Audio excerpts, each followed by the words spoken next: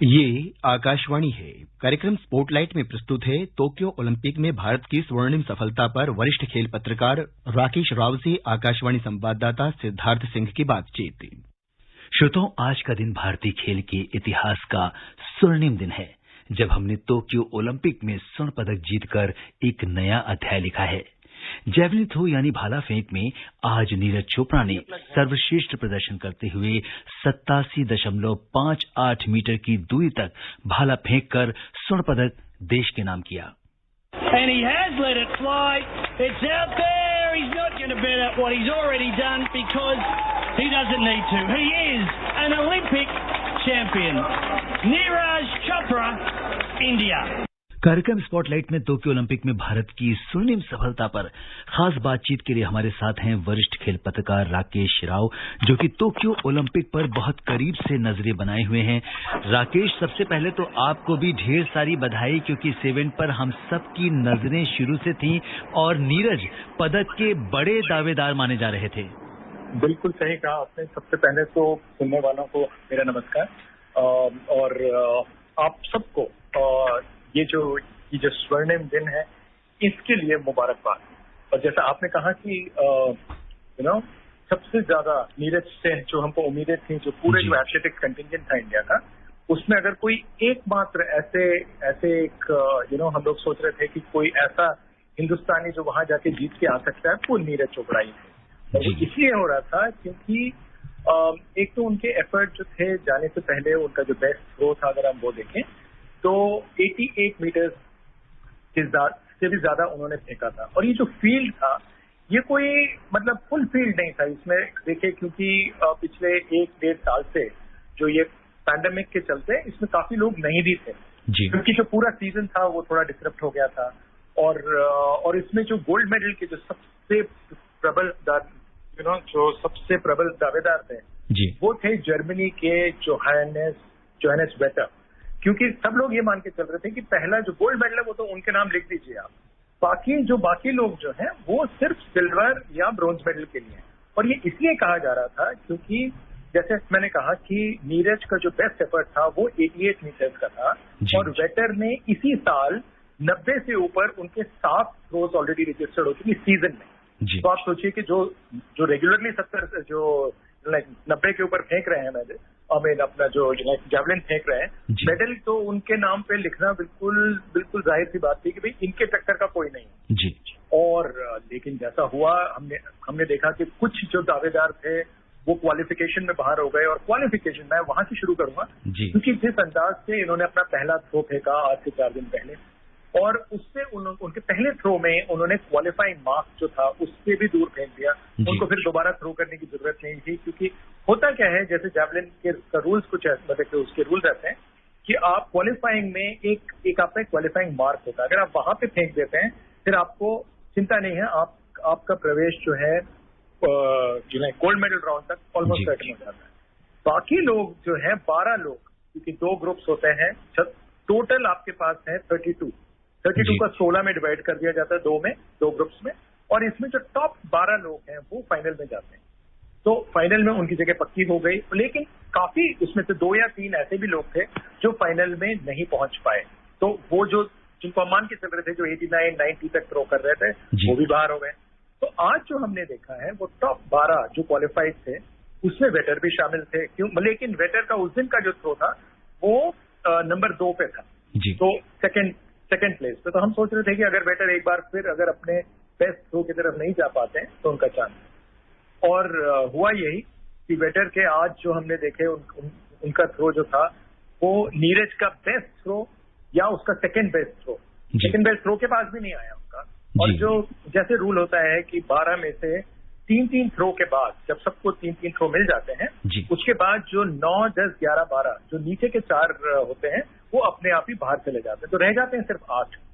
ये 8 लोगों को 3 थ्रोज और मिलते हैं। वो जब थ्रो मिलने की जब बारी आई तो वेटर उसमें बाहर हो गए, जो कि वो 9th थे, वो तो टॉप 8 में भी नहीं आए।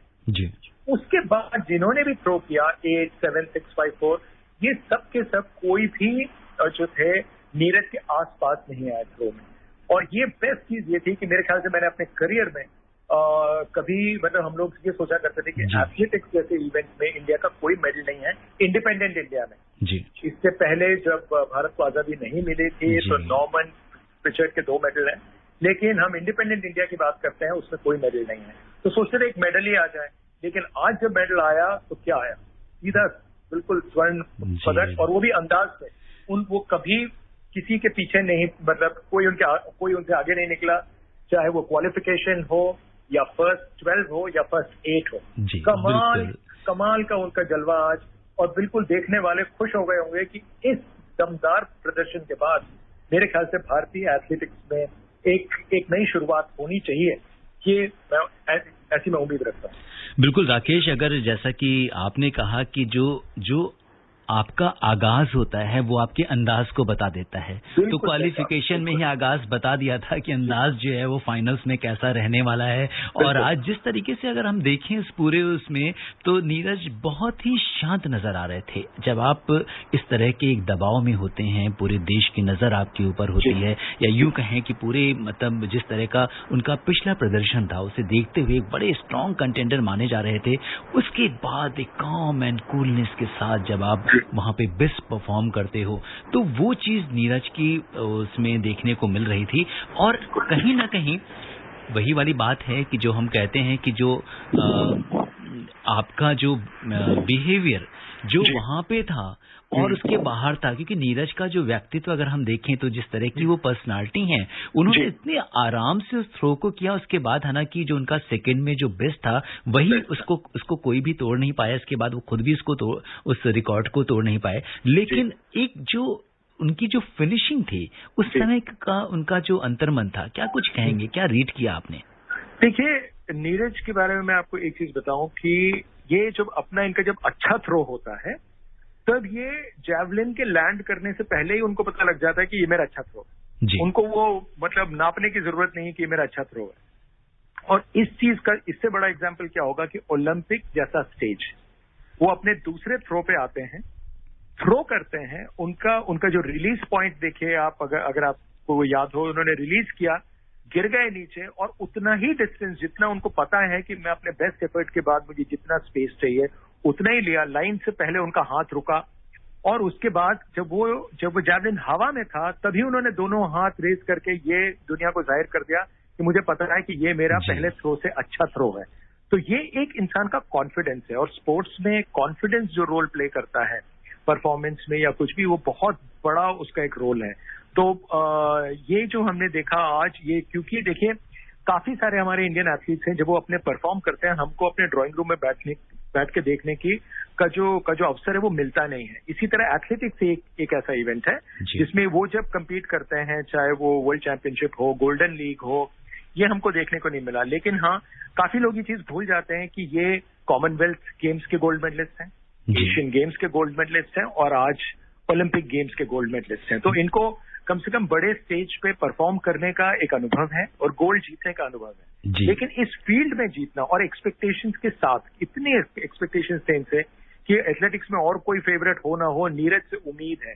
बिल्कुल। उस उम्मीद पे आप मान लीजिए कि अगर आप सेकंड आते तो भी कोई कुछ नहीं कहता कि भाई चलो ठीक है, जो फेवरेट था उसको तो चलो जीतना ही था, क्योंकि वो तो बहुत आगे है, सबसे आगे है वो। लेकिन उनका दिन खराब हुआ। उसके बाद बाकी भी जो थे, जैसे आपने देखा होगा कि पोलैंड के 2 जिनको सिल्वर और ब्रॉन्ज मिला, वो काफी करीब थे, ऐसी बात नहीं है। और वो दोनों की रैंकिंग जो है वो नीरज से बेटर है। और बहुत कम लोग इस चीज पे शायद किसी ने गौर किया होगा कि इस फील्ड में देखें तो नीरज का जो वर्ल्ड रैंकिंग है वो 16वें नंबर पे है। अब वर्ल्ड का 16वें नंबर का खिलाड़ी अगर वर्ल्ड के 1 नंबर के खिलाड़ी से आगे फिनिश करके गोल्ड मेडल लेके जाता है, तो ये आपको एक अंदाजा लगाने के लिए आसान हो जाता है कि क्या परफॉर्मेंस थी आज। और राकेश, आगे बढ़ने से पहले बात कर लेते हैं, नीरज के लिए पूरे देश से बधाई संदेश आ रहे हैं।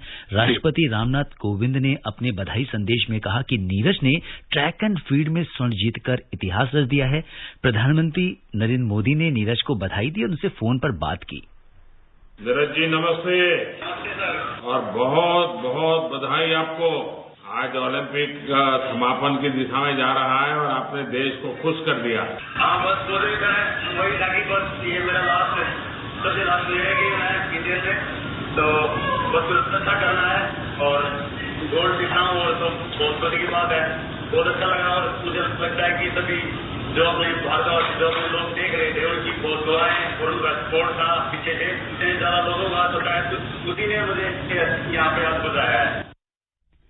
खेल मंत्री अनुराग ठाकुर ने कहा कि नीरज भारत के गोल्डन बॉय हैं।